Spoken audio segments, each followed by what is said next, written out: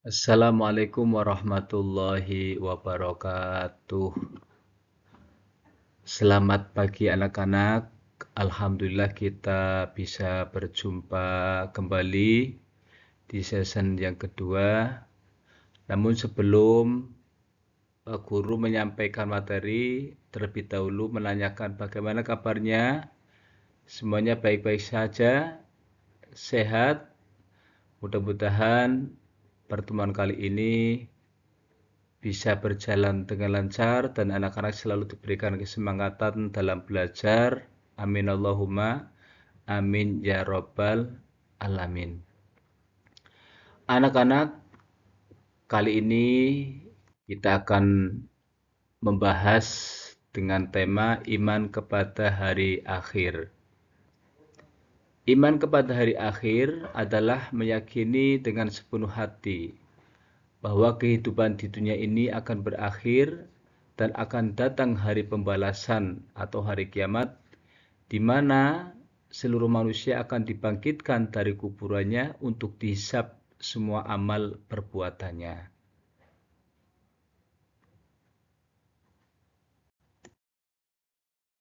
Nama lain hari kiamat atau hari akhir di dalam Al-Quran disebutkan. Yang pertama adalah Yaumul Qiyamah atau disebut dengan hari kiamat, di mana setiap makhluk yang ada di muka bumi semuanya akan hancur tanpa tersisa sedikit pun. Setelah manusia mati semua, maka yang fase yang kedua adalah Yaumul Ba'ats, disebut hari kebangkitan. Manusia akan dibangkitkan dari alam kubur dengan bentuk yang berbeda-beda, mulai dari Nabi Adam sampai manusia yang terakhir. Semuanya akan dibangkitkan dari alam kubur, ya, dengan keadaan yang berbeda-beda sesuai dengan perbuatan-perbuatan atau amal yang kita lakukan semasa hidup di dunia. Kemudian fase berikutnya adalah Yaumul Hisab. Setelah manusia dibangkitkan dari alam kubur, fase yang berikutnya adalah Yaumul Hisab atau hari perhitungkannya amal. Setiap perbuatan nanti akan dihisab, akan dihitung. Barang siapa yang amal perbuatan baiknya lebih berat dari amal buruknya, maka tentu dia akan mendapatkan balasan, akan dimasukkan ke dalam surganya Allah. Sebaliknya, barang siapa yang amal kejelekannya lebih berat daripada amal baiknya, maka tentunya dia akan masuk ke dalam nerakanya Allah. Fase berikutnya adalah Yaumul Jaza, atau bisa disebut dengan hari pembalasan. Setelah manusia ditimbang amalnya, tentunya akan mendapatkan sebuah balasan, apakah dia akan dimasukkan ke dalam neraka ataupun surga setelah melalui proses Yaumul Hisab. Ya, kemudian fase berikutnya adalah Yaumul Mahsyar, hari berkumpul, mulai dari Nabiullah Adam alaihissalam sampai manusia yang terakhir, nanti akan dijadikan atau dikumpulkan dalam satu tempat yang di situ mereka akan berkumpul dengan waktu yang sangat panjang tanpa adanya payung sedikit pun. Fase berikutnya adalah as-sa'ah. Dan setelah manusia dikumpulkan, manusia akan disitulah manusia akan ditentukan apakah dia akan menjadi orang yang selamat ataupun orang yang celaka. Dalil tentang hari akhir terdapat dalam surat Al-Baqarah ayat 62. A'udzu billahi minasyaitonir rajim. Bismillahirrahmanirrahim. Innal ladzina amanu wal ladzina hadu wan nasara wassabiina man amana billah wassabiina man amana billahi wal yaumil akhir wa amila sholihan falahum ajruhum inda rabbihim wala khaufun alaihim walahum yahzanun. Yang artinya sesungguhnya orang-orang yang beriman, orang-orang Yahudi, orang-orang Nasrani, dan orang-orang Sabi'in, siapa saja di antara mereka yang beriman kepada Allah Subhanahu wa taala dan hari akhir serta melakukan kebijakan pasti mendapatkan pahala dari Allah Subhanahu wa taala. Tidak ada rasa takut yang menimpa mereka dan mereka pun tidak bersedih hati. Di antara tanda-tanda hari akhir atau kita bisa sebut dengan tanda-tanda kiamat sughra. Yang pertama adalah banyaknya fitnah dan pembunuhan. Kita bisa rasakan di mana-mana sekarang banyak terjadi fitnah dan banyaknya terjadi pembunuhan, seakan-akan nyawa tidak ada harganya. Berikutnya adalah rusaknya moral umat manusia. Yang kecil tidak menghormati kepada yang lebih besar. Banyak anak yang sekarang mungkin berani kepada kedua orang tuanya. Berikutnya adalah munculnya nabi palsu. Sekarang banyak orang-orang yang mengaku-ngaku sebagai nabi ataupun rasul. Padahal sudah jelas bahwa Rasulullah sebagai khatamul anbiya wal mursalin, akhir daripada para nabi dan para utusan. Ya, mereka justru mengaku sebagai nabi dengan dalih telah mendapatkan wahyu dari Allah Subhanahu wa taala melalui malaikat Jibril. Tanda-tanda hari akhir berikutnya adalah banyaknya terjadi bencana alam. Kita bisa rasakan sekarang ini banyak terjadi gempa, banyak terjadi longsor, banyak terjadi tsunami. Itulah merupakan bagian daripada tanda-tanda hari akhir. Di antara tanda-tanda hari akhir atau tanda-tanda kiamat kubro, yang pertama adalah munculnya Dajjal. Dajjal itu merupakan makhluk yang sangat banyak membawa fitnah. Makanya disebut dengan Masihid Dajjal karena makhluk yang banyak membawa fitnah. Makanya kita disunahkan di dalam sholat setelah membaca fil alamina innaka hamidum majid, kita disunahkan untuk membaca Allahumma inni a'udzubika min adzabil qabri wa min adzabin nar wa min fitnatil mahya wal mamat wa min fitnatil masihid dajjal. Yang intinya adalah kita memohon kepada Allah agar dijauhkan dari siksa ataupun fitnah kubur dan fitnahnya dajjal.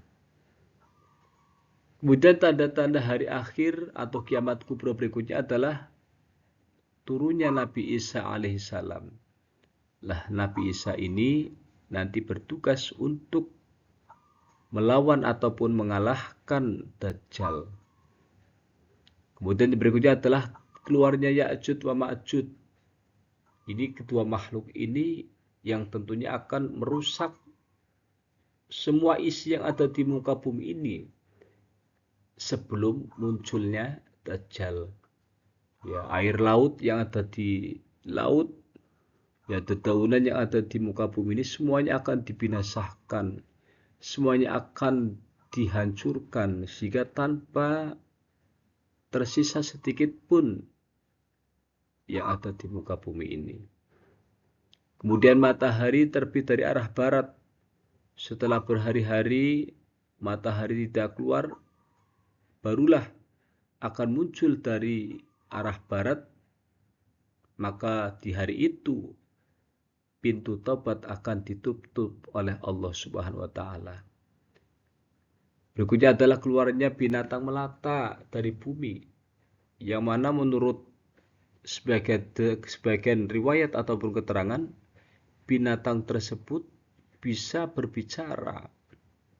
Ya, padahal yang kita ketahui saat ini, ya kita belum bertemu ataupun menemukan binatang yang bicara.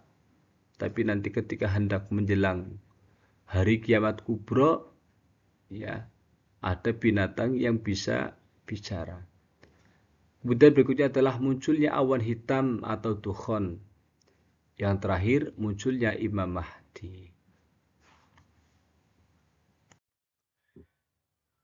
Peristiwa-peristiwa setelah hari akhir, yang pertama adalah Yaumul Barzah atau alam kubur yang menjadi batas antara alam dunia dan alam akhirat.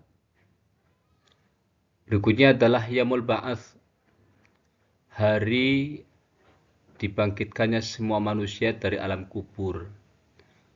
Mulai dari manusia yang pertama yang diturunkan di muka bumi, yaitu Nabiullah Adam alaihissalam, sampai manusia yang paling terakhir.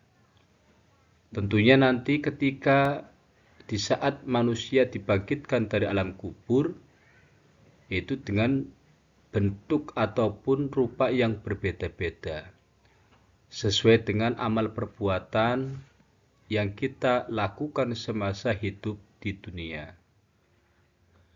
Setelah Yaumul Ba'ats, yaitu Yaumul Mahsyar, hari dikumpulkannya seluruh manusia setelah dibangkitkan dari kubur. Itu merupakan sebuah tempat yang sangat luar biasa, yang digambarkan di dalam tempat tersebut tidak ada satupun tempat untuk berteduh. Maka dari itu, yang akan memberikan naungan ataupun payung kepada kita semua tidak lain adalah amal ibadah yang dilakukan oleh kita semasa hidup di dunia. Setelah Yaumul Mahsyar, fase berikutnya adalah Yaumul Hisab atau hari perhitungan amal perbuatan manusia selama menjalani hidup di dunia. Di situ tidak ada sedikit pun perbuatan-perbuatan yang tertinggal, entah itu perbuatan baik ataupun perbuatan buruk. Semuanya akan terlihat, akan tampak dengan jelas tanpa sesuatu atau sedikit pun yang tertinggal ataupun yang samar. Makanya di dalam Al-Quran, di dalam surat Al-Zalzalah diterangkan, فَمَنْ يَعْمَلْ مِثْقَالَ ذَرَّةٍ خَيْرًا يَرَهُ وَمَنْ يَعْمَلْ مِثْقَالَ ذَرَّةٍ شَرًّا يَرَهُ. Peristiwa setelah hari akhir berikutnya, yaitu Yaumul Mizan, hari timbangan amal perbuatan manusia ketika di dunia. Maka di situ barang siapa yang amal kebaikannya lebih berat daripada amal keburukannya, tentunya akan mendapatkan balasan dari Allah SWT, akan dimasukkan ke dalam surganya Allah. Sebaliknya barang siapa yang amal kejelekannya ataupun keburukannya itu lebih berat daripada amal kebaikannya, tentu akan mendapatkan balasan, dimasukkan ke dalam nerakanya Allah Subhanahu wa taala.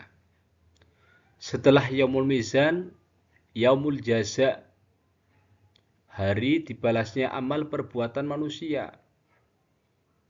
Ya, setelah itu, setelah proses adanya Yaumul Mizan, ya tentu akan dibalas sesuai dengan amal-amal yang kita lakukan semasa hidup di dunia.